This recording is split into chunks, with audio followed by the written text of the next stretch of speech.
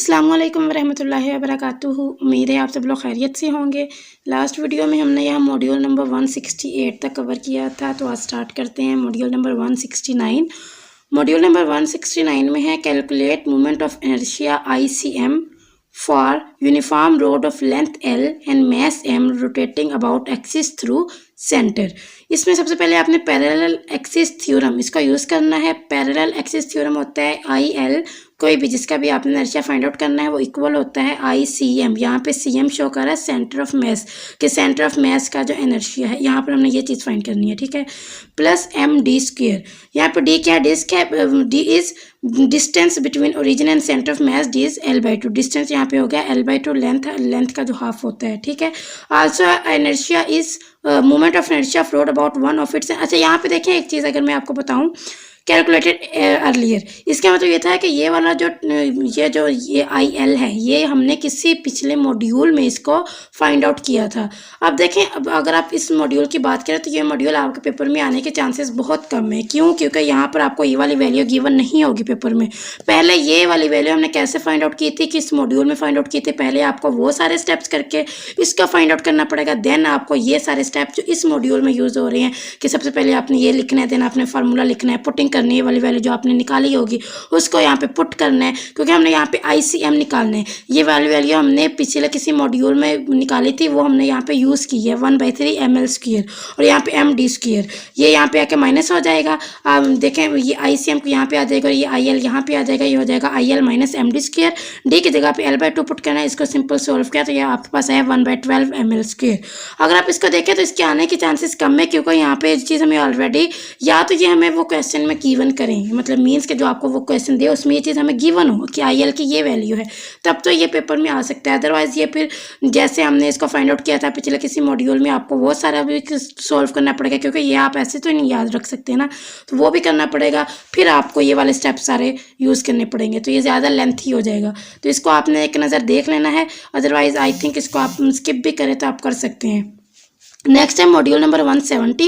ये बहुत important module है। इसमें है movement of inertia of plane rigid body about axis perpendicular to body is equal to sum of moment of inertia about two mutually perpendicular axes laying in plane of body। इसमें सबसे पहले आपने ये formula right करना है, I33 is equal to I11 plus I22। आप इसको ऐसे भी लिख सकते हैं कि IZZ is equal to IXX plus IYY। Mean X और वाई एक्सिस के इनर्शिया को प्लस कर लिया जाए तो थर्ड जो कोऑर्डिनेट होता है Z एक्सिस, उसका इनर्शिया फाइंड आउट कर सकते हैं।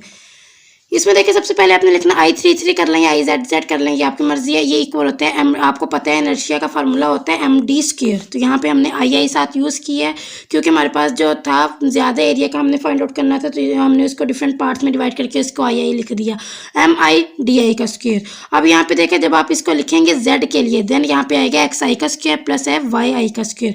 जब आप इसको लिखेंगे IYY के लिए, देन आप यहाँ पे लिखेंगे Y एंड सॉरी जब Y के लिए लिखेंगे देन आएगा X एंड Z, और जब Z के लिए लिखेंगे देन आएगा XY। इस तरह मीन्स उनके अलावा जो बाकी दो कोऑर्डिनेट होंगे वो यहाँ पे हम लोग लिखेंगे, ठीक है। DI square XI square plus YI square, ये आपके पास IZZ का फार्मूला आ गया, इसकी बात हो गई, ठीक है। आप IZZ ये यहाँ से अगर आप देखें, ये होगा XI square plus YI square, इसमें आप MI को कॉमन कर लें तो ये हो जाएगा XI square plus YI square. इस ब्रैकेट को ओपन करें, MI XI का स्क्वायर प्लस MI YI का स्क्वायर हो गया IX IYY।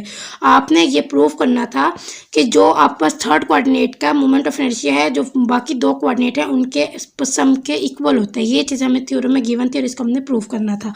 जो IZZ है वो इस चीज़ के इक्वल है, ठीक है, MIDI का स्क्वायर IZZ, और जो DI वो इसके इक्वल है XI का स्क्वायर प्लस YI का स्क्वायर। DI स्क्वायर की जगह पे आपने पुट किया XI का स्क्वायर प्लस YI का स्क्वायर, फिर आपने ब्रैकेट को किया ओपन, MI XI का स्क्वायर MI YI का स्क्वायर। अब ये मोमेंट ऑफ इनर्शिया बन गया फॉर X एक्सिस और ये मोमेंट ऑफ इनर्शिया बन गया फॉर Y एक्सिस। यही चीज़ हमने यहाँ पे प्रूव करनी थी। नेक्स्ट है problem 171, find moment of inertia of uniform circular plane on disc about an diameter. ठीक है, आपने किसी भी डायमीटर को लेकर चलना है और उसका moment of inertia find out करना है। मोमेंट ऑफ इनर्शिया डिस्क के लिए, क्योंकि यहाँ पर डिस्क की बात हुई है तो मैंने ये मॉड्यूल आई थिंक 143 था 144 था, मैंने इसमें कुछ आपको ना मोमेंट ऑफ इनर्शिया गिवन थे, तो मैंने आपको बोला था कि आपने उनको मेंटली प्रिपेयर करना है। मीन्स आप उसको रट्टा लगाएं कुछ भी करें, लेकिन आपको ये फिंगर टिप्स पे वो चीज़ आनी चाहिए, ठीक है। तो inertia I disc is equal to 1/2 ma²। ये चीज़ भी आपको पता है कि I Z Z is equal to IXX plus IYY।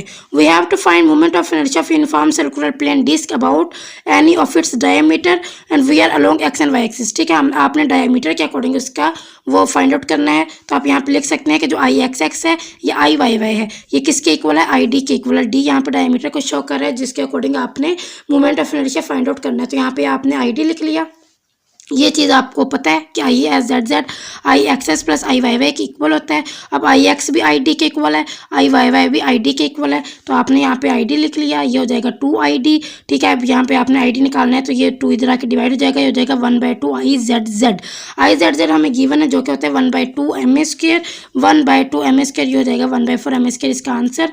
ये भी थोड़ा देखें, जब हमारा टाइम था तो हमारे टाइम में ना चॉइस थी, तो हमें ज़रूरत नहीं होती थी कि हम सारे मॉड्यूल्स का प्रिपेयर करें। हम स्टार्ट में और मिड वाले वो हम अच्छे से कर लेते थे, लास्ट वाले हम थोड़े बहुत चॉइस पे भी छोड़ देते थे कि चलो यहाँ से भी आया था हम उसको नहीं करेंगे। बट जो आपका इस वक्त पैटर्न है वो ये है कि आपके पेपर में चॉइस बिल्कुल भी नहीं है, तो आप कुछ भी स्किप नहीं कर सकते। सबसे पहले आप सारे लेक्चर्स लें, अपने कॉन्सेप्ट क्लियर करें, देन अगर आपके पास टाइम कम है तो आप उन जो इंपॉर्टेंट टॉपिक्स हैं उन पर ज़्यादा फोकस कर लें। बट ये है कि आप ज़्यादा कुछ जो आपको लग रहा है कि वो पेपर में आने के चांसेस हैं, आप उनको अर्गिस भी स्किप ना करें, क्योंकि आपका जो बिल्कुल वीडियो का जो पैटर्न है वो चेंज हो चुका है, तो इसमें आपको मुश्किल होगी। तो इस वजह से हम लोग तो चॉइस पे काफ़ी कुछ छोड़ देते थे, बट आप कुछ भी ना छोड़िएगा। ये मॉड्यूल नंबर 171 है, इसका भी अच्छे से कीजिएगा। मॉड्यूल नंबर 174 इसमें है जी प्रॉब्लम, और इसमें मॉड्यूल 172 एंड 173 ये जो अगर आप इनको खुद भी हैंड आउट से देखें तो इनमें जो प्रॉब्लम्स हैं, जो क्वेश्चन हैं वो बहुत ज़्यादा लेंथी इनका सोल्यूशन है। तो ये तो हमें कन्फर्म है कि जो लेंथी हैं वो पेपर में नहीं आएंगे, तो आप उनको स्किप कर सकते हैं। 174 में है जी find moment of inertia about line of operators as shown in figure. अब ये इसमें आपको एक फिगर गिवन होगी, उसका आपने moment of inertia find out करना होगा, जिसमें आपको मैस भी गिवन है, आपको रेडियस होगा उसमें B attach to rod of length 2a and mass m। Length आपको 2a गिवन है, मैस उसका m है, और एक और है जिसमें रेडियस B है और मैस उसका कैपिटल M है, ठीक है। ये दो हैं, आपने इनका moment of inertia find out करना है। तो देखिए हम दोनों ने बोला था, एक को हम नेम दे देंगे I1L का और एक को दे देंगे I2L का। जो I1L है वो मोमेंट ऑफ इनर्शिया है किसका, जिसकी लेंथ है 2a। देखिए यहाँ पे एक लेंथ 2a गिवन है, एक length just radius B and mass m, ठीक है, और एक है जिसका रेडियस क्या है B। I1L कौन सा है जिसमें लेंथ 2a है, और I2L कौन सा है जिसका रेडियस क्या है B है, अबाउट लाइन L। देन अब यहाँ पे आप लिख सकते हैं, क्योंकि आपके पास रेडियस 2a है, लेंथ 2 है, तो आप यहाँ 0 से 2a रो x² dx, ये चीज़ आपने याद रखनी है, ठीक है। अब आप इसका लेंगे dx x के अकॉर्डिंग इसको इंटीग्रेट करेंगे, ये हो जाएगा x³ 0 to 2a, और ये हो जाएगा रो 8/3 a³, ठीक है। जब आप इसको लिमिट पुट करके आंसर निकालेंगे तो ये आपके पास I1L का आंसर आ जाएगा। ये आपके पास फार्मूला है I2L is equal to I1L plus I plus MD²। तो यहाँ पे आपने ये वाला राइट करना है 2/5 MB² plus M 2a plus B का स्क्वायर। I1L आपने ऐसे इस मेथड से निकालना है, आपने इसको इंटीग्रेट ये किया तो आपके पास I1L का आ गया। I2L का फार्मूला होता है I प्लस MD²। I है इसके लिए 2/5 MB² स्फेयर के लिए, ठीक है। स्फेयर के लिए आपको वो मॉड्यूल नंबर 143 पे जाना पड़ेगा, उसमें जब आप देखेंगे ना स्फेयर के लिए जो वो मोमेंट ऑफ इनर्शिया वो है 2/5 MB², ठीक है, plus M 2a plus B, क्योंकि आपको एक लेंथ 2a गिवन है और रेडियस B गिवन है, तो यहाँ पर उन्होंने D की जगह पर 2a प्लस B का स्क्वायर ये पुट किया है। ये I2L की वैल्यू आ गई, ये I1L की वैल्यू आ गई, इनको प्लस करके लिख दे तो ये हो जाएगा आपके पास IL का, ठीक है, IL आपके पास आ जाएगा। मॉड्यूल 175 ये बहुत इंपॉर्टेंट है, इसमें ये MCQs के लिए बहुत इंपॉर्टेंट है। इसमें कुछ आपको थ्योरम्स दिए जाएंगे, वो आपके MCQs में वो रिपीट होती हैं। For rigid body there exist a set of 3 mutually orthogonal axis called principal axis. Principal axis किसे कहते हैं, जो 3 म्यूचुअली ऑर्थोगोनल एक्सिस होती हैं उनको कहते हैं। Relative to which product of inertia, जहाँ पे आपका प्रोडक्ट ऑफ इनर्शिया क्या होता है, 0 होता है। प्रिंसिपल एक्सिस पे ये हमने किसी एक मॉड्यूल में डिस्कस किया था कि प्रिंसिपल एक्सिस पे प्रोडक्ट ऑफ इनर्शिया क्या होता है, 0 होता है, ठीक है। Theorem 1, theorem 2, theorem 3। अब ये चीज़ आपके MCQs में आती है कि वो यहाँ से MCQs बना के लिख देते हैं। 3x3 सिमेट्रिकल मैट्रिक्स है 3 real eigen values which may be distinct और रिपीटेड। ये चीज़ आपने यहाँ से याद रखनी है, वो चीज़ आपको गिवन होगी, आपने जहाँ टिक करना है डिस्टिंक्ट एंड रिपीटेड। ठीक है, नेक्स्ट है eigen value of symmetric matrix corresponding to distinct eigen value are orthogonal. यहाँ पे ये चीज़ आपने याद रखनी है कि वो क्या होती हैं, ऑर्थोगोनल्स होती हैं। थ्योरम नंबर 3 में it is always possible to find 3 mutually orthogonal eigen vectors for 3x3 symmetric matrix whether eigen vector, जो आपके पास आइगन वैल्यूज क्या होंगे, रिपीटेड होंगे, डिस्टिंक्ट होंगे, तो उसके लिए आप क्या कर सकते हैं, वो आपको ये पॉसिबल होता है कि आप वहाँ पे 3 म्यूचुअली ऑर्थोगोनल आइगन वेक्टर्स को फाइंड कर सकें। ठीक है, ये चीज़ आपने यहाँ पे ये याद रखनी है जस्ट एमसीक्यूज के लिए। उसके बाद रिजल्ट है principal of moment of inertia are always real number. This is obviously physical because moment of inertia is defined as quantity M I D का where M I D are both है। इसमें दोनों क्या होती हैं, real होती हैं, तो आपके पास जो मोमेंट ऑफ इनर्शिया होगा वो भी क्या होगा, रियल होगा। ये वही चीज़ है, बस उसी को एक्सप्लेन किया जाएगा यहाँ पे। When all 3 principal moments I1 I2 I3 are distinct, जब तीनों डिफरेंट होंगे बाय थ्योरम 2 आप उसका क्या कर सकते हैं, म्यूचुअली ऑर्थोगोनल प्रिंसिपल आप वहाँ पे फाइंड आउट कर सकते हैं। ये चीज़ आपके लिए इंपॉर्टेंट नहीं है, जस्ट मैंने वैसे ही लिख लिया इसको।